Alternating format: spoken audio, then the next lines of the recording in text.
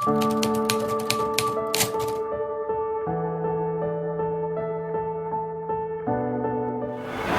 हैं जिनकी निगाहें मंजिल पर होती हैं उन्हें सफल होने से कोई नहीं रोक सकता, ना रास्ते के कांटे ना पैर के छाले। इस कहावत को सही साबित करती है हमारी आज की कहानी।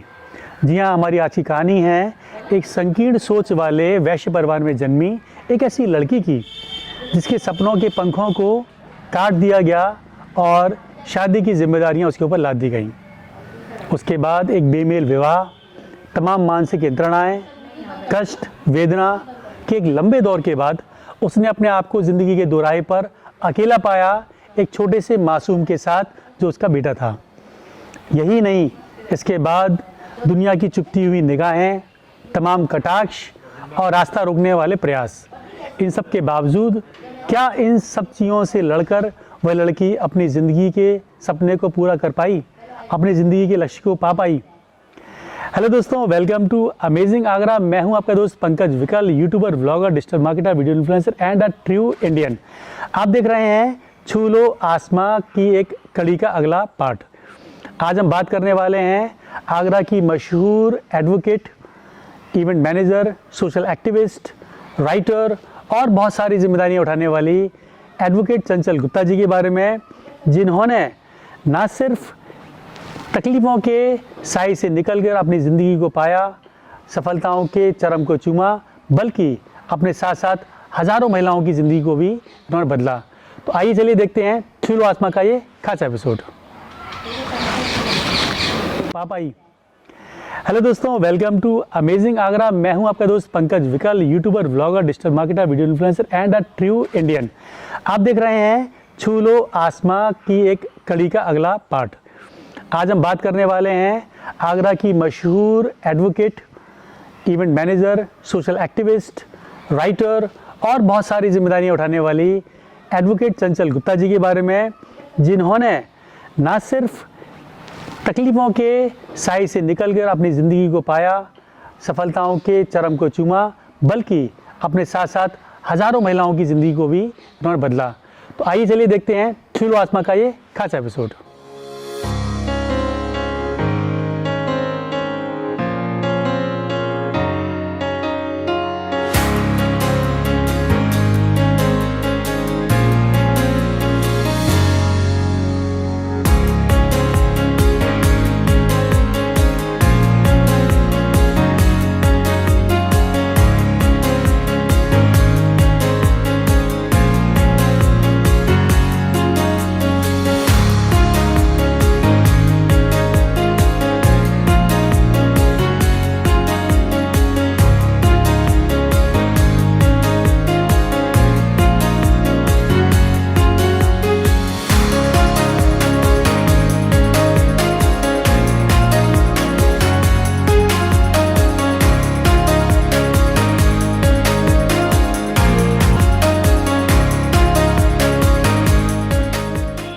दोस्तों, एडवोकेट चंचल गुप्ता की कहानी निश्चित रूप से एक प्रेरक कहानी है हज़ारों महिलाओं के लिए, जो रोंगटे खड़े करती है। चलिए आइए आज अमेजिंग आगरा में आपकी मुलाकात कराता हूं एडवोकेट चंचल गुप्ता जी से। मेरे साथ में है चंचल जी, नमस्कार। अमेजिंग आगरा के दर्शकों की तरफ से आपका हार्दिक स्वागत है। चंचल जी, कुछ बात ज़िंदगी की, कुछ बात हालात की, कुछ बात आपके संघर्षों की, क्योंकि वो कहानियाँ जो हैं वो हज़ारों लोगों को प्रेरित करती हैं। पहली बात तो ये बताइए कि कैसा रहा सफ़र पूरा। आज आप, मैं बता दूं, जैसे आपको पहले बता चुके हैं, आज आप एक सफल एडवोकेट हैं, एक इवेंट मैनेजर हैं, सोशल एक्टिविस्ट हैं, राइटर हैं, होम मेकर हैं। इतनी सारी जिम्मेदारियां आप एक साथ उठा रही हैं, और कैसा लगता है पहली बात तो कि सफलता के स्तर पर आने के बाद? डेफिनेटली पंकज जी, ये सफ़र बहुत स्ट्रगल वाला था जी, लेकिन जो था वो बहुत अच्छा था। क्योंकि मैं इसलिए अब उसे अच्छा मानूंगी क्योंकि जब आप किसी टारगेट पर पहुंच जाते हैं जी, तो उस टारगेट पर पहुंचकर जो आपको खुशी मिलती है वो जी अलग ही मज़ा देती है। और आज मैं उन सब के लिए थैंकफुल हूँ जिन्होंने इस लाइफ को मुझे दिया। यदि वो शायद वो इस तरह की लाइफ मेरे साथ नहीं करते या ये कॉम्प्लिकेशन नहीं आते तो शायद मैं अपनी जगह बना ही नहीं पाती। चंचल जी, कुछ सवाल मैं आपसे ऐसे पूछना चाहता हूँ कि जो आमतौर पर बहुत सारी महिलाओं को वो चीज़ें झेलनी पड़ती हैं और आपने उसको बहुत सक्सेसफुली फेस किया है। एक ऐसा दौर ज़िंदगी का जबकि समाज इस तैयारी में रहता है कि हम कुछ उंगली उठा पाएँ, कटाक्ष कर पाएँ, उल्टे सीधे कमेंट कर सकते हैं, निगाहें लोगों की हर समय आपके ऊपर रहती हैं। बीइंग अ सिंगल मदर ज़िंदगी में सर्वाइव करना बहुत मुश्किल होता है। तो वो चैलेंजेस को आपने किस तरह से फेस किया? पंकज जी, बिल्कुल सही बात। जब एक आप किसी भी खास करके फीमेल्स जब अकेले डिसीज़न लेती है अपनी लाइफ का, वो वाला डिसीज़न जो शायद सोसाइटी एकदम अडॉप्ट नहीं कर पाती जी। है ना। लेकिन जब मैंने ये डिसीज़न लिया, शायद एज आ वाइफ नहीं, एज आ बेटी नहीं, एज आ मदर लिया जी। कि जिन हालातों में, जिन परिस्थितियों में मेरे बच्चे ने बर्थ लिया, तो तब मुझे रियलाइज़ हुआ कि नहीं, मैं शायद ठीक है, जो भी है मेरी लाइफ कॉम्प्लिकेटेड है या जो भी रहा, मैं उस बारे में डिस्कस इसलिए नहीं करना चाहती, मैं किसी के ऊपर भी हम कोई पॉइंट आउट नहीं करना चाहते। जी। लेकिन मुझे लगा कि नहीं, यदि आपको वास्तव में, यदि आपको ईश्वर ने दिया, जन्म दिया है, तो इसलिए नहीं दिया कि आप इन परिस्थितियों में अपने को रखें। आफ्टर मैरिज ही मैंने लॉ कंप्लीट किया अपना, और उसके बाद तमाम स्ट्रगल्स आए। इवन आप जिनका सोचते हो कि ये आपको सपोर्ट करेंगे, खास करके आप है ना अपने करीबी लोगों का जब सोचते हो कि जी। तो आपके साथ खड़े हैं, जब वो सपोर्टर्स भी आपकी तरफ से हट जाते हैं, तब आपको लगता है कि आप तो उस तालाब में आके गिर गए हो जहाँ से निकलना बहुत मुश्किल है।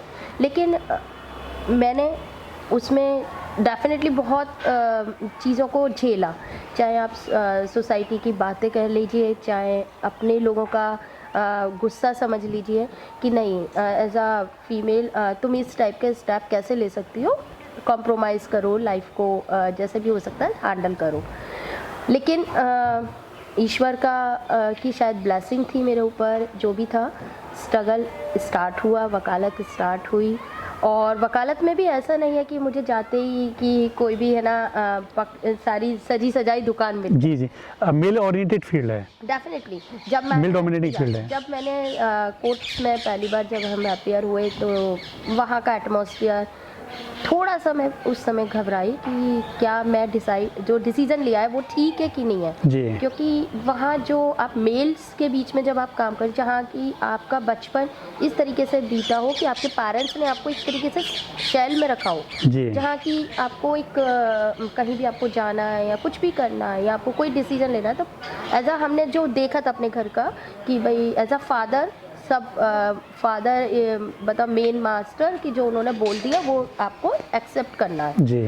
तो जब स्टार्ट हुआ तो वहाँ मैं थोड़ा सा घबराई कि भाई मैं वह कर पाऊँगी या नहीं कर पाऊँगी। लेकिन जब भी मैं कहीं भी कमज़ोर पड़ती थी, तो उसी समय मुझे अपने बच्चे का फेस याद आता था कि नहीं, मुझे करना है और अपनी जगह बनानी है। लेकिन जब आप एक जगह बना लेते हो, वो कहते हैं ना, उगते सूरज को सब सलाम करते हैं। तो आज डेफिनेटली मैं आज की तारीख में तो लोग जैसे आइडियल मदर हो या अच्छी एक सोशल एक्टिविटीज़ हो या जो भी मिलता है, तो मुझे जब भी वो चीज़ मिलती है तो मुझे वो पुरानी चीज़ें याद आती हैं।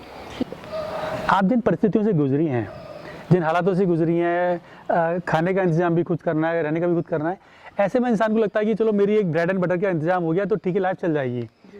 आप एडवोकेट, फिर आपने अपनी इवेंट कंपनी स्टार्ट करी, और वो भी ब्लास्टर ग्रुप जो है, मैं बता दूं आपको कि बहुत बड़े बड़े, छोटे मोटे नहीं, अकेले हैं आप अपने हाथ से। मैं तो वाकई आश्चर्य करता हूं कि पूरा कई शहरों में आपका इतना बड़ा इवेंट फैलता है, वह आप पूरा मैनेज करते हो।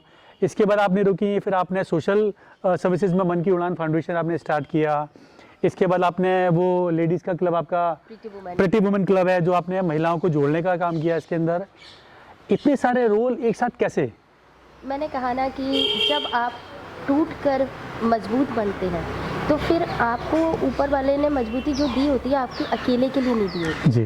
वो आपका, फिर ईश्वर ने यदि आपको कुछ चीज़ दी है, स्पेशल ब्लेसिंग दी है, तो मैं कहती हूँ कि उस ब्लेसिंग को फिर आपको सबके अंदर बांटना चाहिए। जी। ये नहीं कि आपने अपने लिए, क्योंकि अपने लिए तो देखो सब जी रहे हैं। जो मेरा NGO है मन की उड़ान फाउंडेशन, या मेरा प्रीटी वुमेन क्लब है, या मेरा अपनी ब्लास्टर ग्रुप इवेंट कंपनी है, वो एक मेरा पैशन था।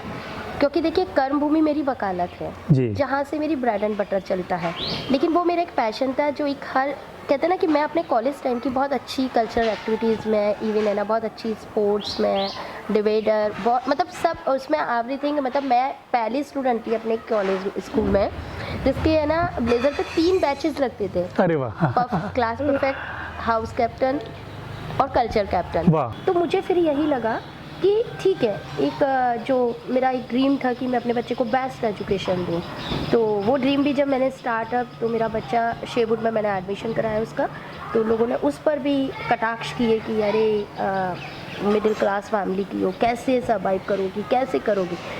तो मेरा एक ये कहना है, केवल इसलिए बताना ज़रूरी है कि आप जब तक सपने नहीं देखोगे जी। या आप किसी लाइफ के एम्स नहीं बनाओगे तब चल ही नहीं पाओगे। मैंने हमेशा कुछ अपनी लाइफ में है ना कहते हैं ना कि मैं कोई किसी ने मेरे आगे बोल दिया चीज़ इम्पॉसिबल है, मैं उसको कैच पहले करती हूँ कि इम्पॉसिबल क्यों है, एवरीथिंग इज़ पॉसिबल। एक वो दौर था जब आप ज़िंदगी के ऐसे दोराहे पर थी जहाँ खाने से लेकर रहने तक की व्यवस्था आपको खुद करनी थी। वो लोग जिनके ऊपर आप विश्वास कर सकती थी, डिपेंड हो सकती थी, उन्होंने आपका साथ छोड़ दिया और आगे बढ़ने से आपको लोगों ने रोका। एक वो दौर है अब कि जब आप एक सफल महिला हैं, पूरा शहर आपको जानता है, बहुत सारी दोस्त हैं आपकी, लोग आपकी इज़्ज़त करते हैं। ऐसे बहुत से लोग जो पहले भी थे वो अभी भी आपकी ज़िंदगी के आसपास हैं, तो क्या नज़रिए में फ़र्क आप महसूस करती हैं लोगों की और समाज की, कि जो क्या सोच आपके बारे में बदली है उनकी? बिल्कुल। देखिए, मैंने कहा ना अभी आपको कि उगते सूरज को सब सलाम करते हैं जी। आज जब आप ना सोसाइटी में एक जगह बना चुके हैं तो लोगों के नज़रिए बहुत सारी चीज़ों में चेंज हुए। ये बिल्कुल ठीक बात है कि जब आप संघर्ष के दौर में होते हो तो कोई आपका साथ नहीं देता, ये बड़ा दुर्भाग्य है। और जब आप सफल हो जाते हो, एक ब्रांड बन जाते हो, तो सब लोग आपके संग जुड़ना चाहते हैं। चंचल जी, बहुत सारी बातें हैं और मैं समझता हूँ ये सारी बातें आगरा की और देश की और दुनिया की सारी महिलाओं को सुननी चाहिए। और प्लीज़ इस वीडियो को आप लोग ज़रूर शेयर ज़रूर करिएगा ताकि ज़्यादा से ज़्यादा लोगों तक ये चीज़ पहुँच सके। दोस्तों, जैसे मैं आपको बता दूं कि चंचल गुप्ता जी ने अपनी ज़िंदगी के रोज़मर्रा के अनुभवों को लेकर जो एक डायरी लिखती थी, उसके बाद एक बुक लिखी है जिसका नाम है दर्द बोलते हैं या मेरे अनुभव, जिसको कि कैलकाटा की एक बहुत बड़े पब्लिकेशन हाउस है, क्या नाम उनका? लिटरोमा पब्लिकेशन। लिटरोमा पब्लिकेशन ने एक बुक फॉर्म में उसको प्रिंट किया है, उसके बारे में बताइए प्लीज़। ये मेरी एक खुद की ही ऑटोबायोग्राफी है, लेकिन मैंने ये किसी को फोकस करके नहीं लिखी, ना मुझे किसी को इंडिकेट करना था। केवल उस डायरी के पेजों को बुक में इसलिए परिवर्तित किया गया कि शायद मुझ जैसी तमाम चंचलें जो अपनी लाइफ में कहीं ना कहीं स्ट्रगल्स कर रही हैं जी, यदि उसके एक पेज को भी पढ़ के उनके अंदर कहीं भी मोटिवेशनल कुछ भी आ जाता है कि हाँ नहीं यार हम क्यों नहीं कर सकते, तो शायद मेरी बुक सक्सेस हो जाएगी। केवल उस बुक का पर्पस यही था। तो वो बुक है ना मेरी जो पब्लिश हुई है वो दर्द बोलते हैं या मेरे अनुभव, जो आज की तारीख में सोशल मीडिया पे, अमेज़ॉन पे एंड तमाम साइट्स पे अवेलेबल है। अमेज़ॉन पे आप सर्च करके इस बुक को ले सकते हैं। आखिरी सवाल बस ये कि ऐसी बहुत सी महिलाएं जो कि टूट जाती हैं, बिखर जाती हैं, ऐसे हालातों में समझौता कर लेती हैं, उनके लिए आप क्या मैसेज देना चाहती हैं, क्या संदेश देना चाहती हैं? कर खुदी को बुलंद इतना कि खुदा भी बंदे से पूछे बता तेरी रज़ा क्या है। ये शब्द नहीं है, ये हर उस महिला के लिए एक मैसेज है जो अपने को कमज़ोर, असहाय और बेसहारा समझती है, क्योंकि आप एक नारी नहीं, एक माँ भी हैं, एक बेटी भी हैं, एक पत्नी भी हैं। तो मैं धन्यवाद देती हूँ अमेजिंग आगरा का, जिन्होंने मुझे इस प्लेटफॉर्म पर आने का मौका दिया। थैंक यू चंचल जी, आपका बहुत बहुत शुक्रिया अमेजिंग आगरा में आने का। दोस्तों, छूलो आसमां कहानी है उन महिलाओं की जिन्होंने जंजीरों को तोड़कर सफलता को हासिल किया है।